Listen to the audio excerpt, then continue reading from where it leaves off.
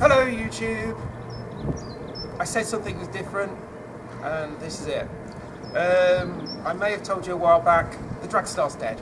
The Dragstar that I got as a replacement to the one that I lost. Basically the engine blew up, and to get a replacement engine is, the words are rare as hen's teeth. And so this is the introduction.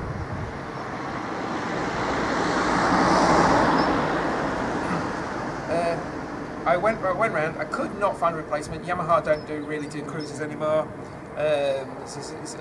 Honda, Kawasaki, nothing in the city. Harley Davidson has gone from the city, so there really wasn't much choice. But I went into Suzuki and I saw this and I went, that's the closest I'm going to get to a Dragstar.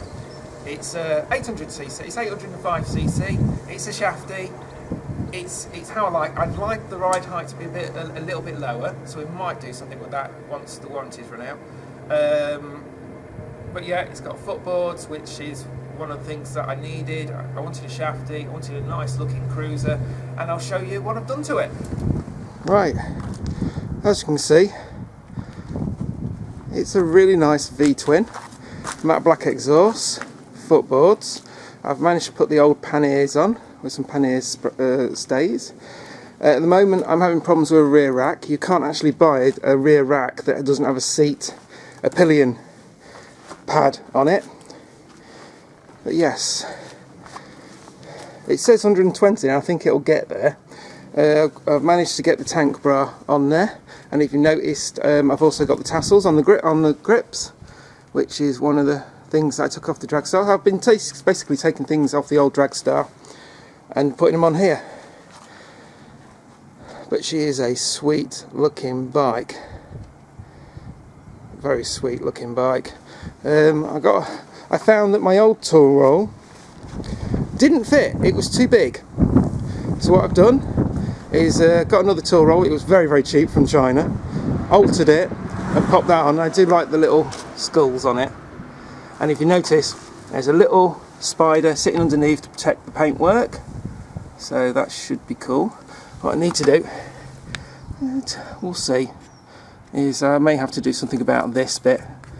I may be able to pop it somewhere so it's not resting on the paintwork, but we'll see. Right, yes, so nice meaty fat tyre. It is a drum disc brake at the back. It's a shafty. I'll just show you the shaft. There's the shaft into there. Going round, I'm not keen on the air filter. I think I ought to replace it with something, but we'll see what aftermarkets we can do with that. Yeah, anyway, yes, I was going to show you the exhaust. Exhaust, if we look in there, go on, you can do it. There we go. I've done the same hole mod. These are 12mm holes on the exhaust, on both exhausts, and it does sound so much nicer.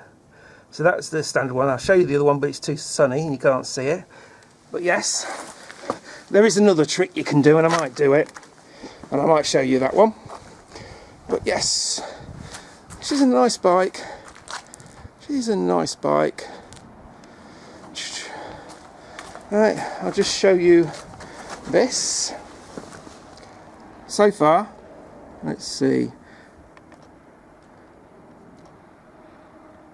Give me the odometer. Give me the odometer. There we go. I have done 153 miles. No, actually, I've done 151 miles because I did 2 miles before I got it. So 153 miles. I've done. I filled the tank up to full, which is this is unusual. I'm not used to this. I'm not used to gear selectors. It tells me which gear I'm in, and if I'm in neutral, which I'm not used to. It says 120 on the clock. I think it'll actually get there. This thing shifts, but I filled up the tank. 15 quid it cost me to fill up the tank, and I've done 108 miles, and I've still got more than half the tank left. More than half the tank. So I'm quite impressed with the miles per gallon, which is awesome. I do have heated grips, which is brilliant. Oxford have changed their grips. They're under the tassels, but Oxford have changed the grips, and now you can switch it on when the bike's running. You can't switch it on when the bike's not running, but when it's running, you switch it on. If you leave it on, it senses that there's no charge going into the system, and it turns itself off after 2 minutes. So that's a nice addition to Oxford. It's a bit dusty, so it's a nice addition to Oxford. You've actually, so somebody can't come along and put your heated grips on, which is nice. But if you accidentally leave your grips on, it turns them off. Nice one, Oxford. That's a good thing to do. Right, let's switch her on. If you bear with me a moment. Can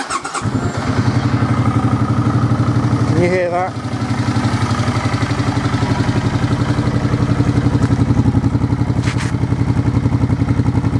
That is such a nice sound. Such a nice sound. Just on tick over. Oh yes, that's a good note.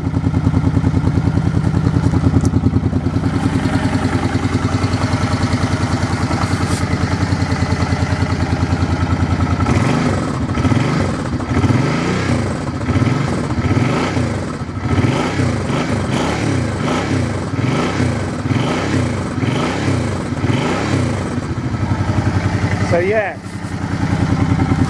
and I'll just show you how much I'm moving the throttle. Hardly anything.